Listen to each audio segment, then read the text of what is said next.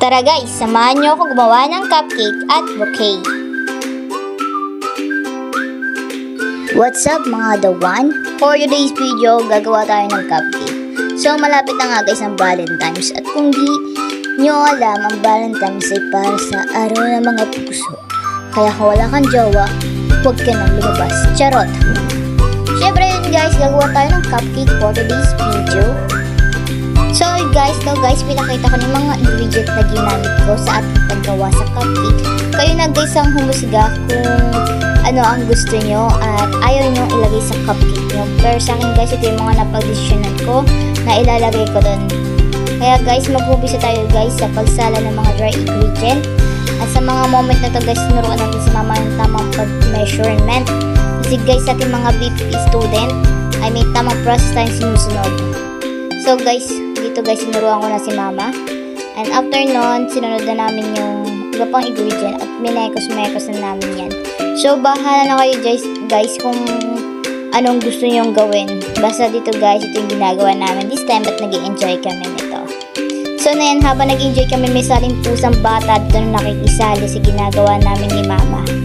So yun guys, kung mapapansin nyo guys, hindi pa kami masyadong ayos, wala pa kaming hairnet, ganyan. Note lang po, wala pong judgment. Sa ano pa lang naman po, for experiment pa lang naman po siya, ma'am and sir, na ginagawa po namin. So po ito, trial pa lang po kung makakaluto sa microwave yung ating cupcake. Kasi po, as me a BPP student, lagi pong oven yung ginagamit namin. Kaya wala pong kasiguraduhan kung makakaluto po kami sa microwave. Kaya nagka-trial pa lang po kami. Trial pa lang po itong ginagawa namin. So, I hope naman. Ito na, tinatakal na guys, kinakabahan niya ako na to kasi baka hindi maluto sa microwave yung ating cupcake and pinagpipray ko talaga sana na maluto siya, pero nakita ko I think naman meron. At guys, ito yung kinalabasan, sobrang saya ko guys kasi ito yung kinalabasan, nakaluto tayo guys na cupcake guys sa ating microwave. So tinuloy natin guys ang paggawa, gumawa tayo ng icing nito guys. So guys, kailangan natin mag-invest ng mga gamit tulad nitong ating icing. Kasi guys, hindi siya pwedeng manual. Kailangan talaga ng electric mixer. Yan, gumamit ako guys ng dalawang kulay, blue and pink. Dito po yung kinalabasan. Masaya ako na kinalabasan na maganda ang ating first trial and I hope po na maraming umorder. So yun guys, hindi pa tapos ang ating work. May work pa tayo. May nagpagawa sa akin ng makeup set bouquet. So sa kanya lahat to. Siya ang pumili. Siya ang nag-isip ko ano ilalagay niya sa bouquet niya. Then labor lang sa akin. So yun guys, habang wala tayong ginagawa ng gabi na to, ilagay na natin sa stick tong mga kanyang pinamiling mga makeup. Then may mga chocolate din po kasama. Napaka-sweet naman ng boyfriend na to. Naregaluhan niya ang kanyang lalabs. Yun. So yun guys, sa mga gusto dyan guys magpagawa sa akin, just PM lang me guys. Always available tayo guys. So yun na nga guys, habang ginagawa ko to guys, iniisip ko na napakaswerte ng girl kasi regaluhan siya ni boy ng ganito.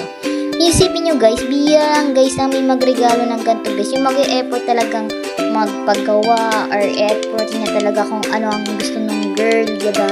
Kaya girls, yung mga may ganyan ng boy PU, huwag nyo napapakawalan kasi mahirap makahanap ng mga katulad namin. Charot! May makakaamin kami, kala mo naman kasama ka. So yun na guys, habang ginagawa ko to guys, nanonood ako nito. Kasi nga guys, medyo matagal na yung pag-process ng paggawa at paglalagay sa stick ng mga to guys. Ginagawa ko silang barbecue. Charot, ayun na nga guys. Basta guys, dinidikit ko lang yan guys. Pwede rin kayong gumamit ng glue stick kung gusto nyo. Sa akin guys, gumagamit ako ng glue stick kapag mabibigat yung mga item na dinidikit ko sa stick. Katulad ng mga chocolate. Medyo mabigat kasi sila. Ayun guys, nagpatulong na rin ako na magpa-video kay mama para makita niyo yung process kung paano ko ito siyang ginawa. Pero yun na nga, parang may kulang kasi kaya binaba ko muna yung camera. So habang pinapresto ko guys to kung paano ko to gagawin pinapakita ko na rin sa inyo. Yun na nga guys, nag-isip lang ako kung saan ko ilalagay yung mga chocolate. Banda ko sa mga magandang angulo kapag binalot na ba siya.